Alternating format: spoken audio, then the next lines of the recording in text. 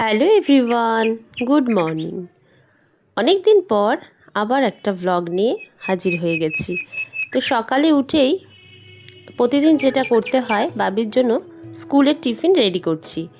এক পাশে বাবির জন্য ভাত বসিয়ে দিয়েছি আর এক পাশে বাবির জন্য ভাজা করছি।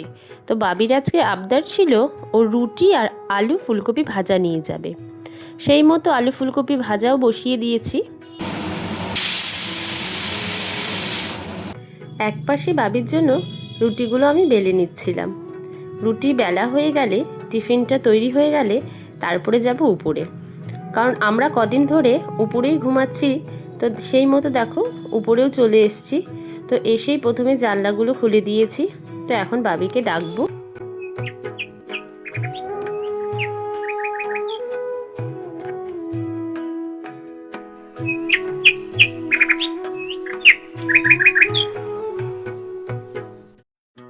বাবিকে ডেকে নিচে নিয়ে এসেছি। বাবি একাই ব্রাশ করছে, যেহেতু ও এখন বড় হয়ে গেছে। তো ওকে এখন কিছুই করে দিতে হয় না সেরকম। আর এই পাশে আমার টিফিনটাও রেডি হয়ে গেছে, আর ওর জন্য ভাতও নিয়ে চলে এসেছি। ও অর্ধেক রেডি হয়ে গেছে, আর এখানে বই চেক করছিল যে সব কিছু আমি ঠিকঠাক দিয়েছি কি না। তারপরে পুরো রেডি হয়ে তারপরে দুজনে আমরা বাস স্টপে চলে গেলাম। কিছুক্ষণের মধ্যেই বাস চলে আসবে। আর এই হলো আমি। তো বাবি কিন্তু স্কুল যেতে ভীষণ ভালোবাসে। ও কোনোদিনই না করে না স্কুল যাবে না, ওর স্কুলেই খুব ভালো লাগে। বাড়িতে এসে আবার দেখো চা বসিয়েছি। তো প্রথমে শ্বশুরমশাইকে আমি চা দিয়ে দিয়েছি। তো আজকে সকালবেলা তো কিছুই খাবো না, আজকে শ্রাবণ মাসের প্রথম সোমবার। তো সকাল সকাল স্নান করেই ঠাকুর ঘরে চলে এসেছি। আর এখানে দেখো সব কিছু রেডি করে নিয়েছি, ঠাকুরের যা যা লাগবে সব কিছু।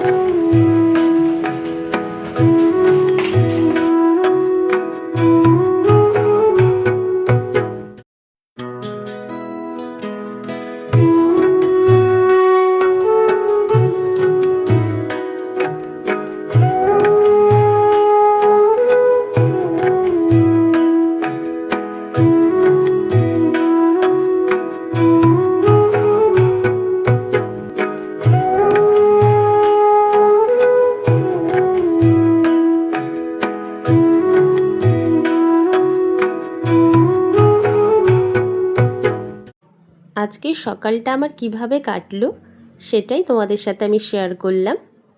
তো চলো আজকের মতো এইটুকুই, দেখা হবে আবার নেক্সট ব্লগে। ততক্ষণের জন্য তোমরা ভালো থেকো, সুস্থ থেকো। আর আমার ভিডিওটি যদি তোমাদের ভালো লাগে অবশ্যই লাইক, কমেন্ট, শেয়ার করতে কিন্তু একদম ভুলো না। তো চলো আজকের মতো টাটা।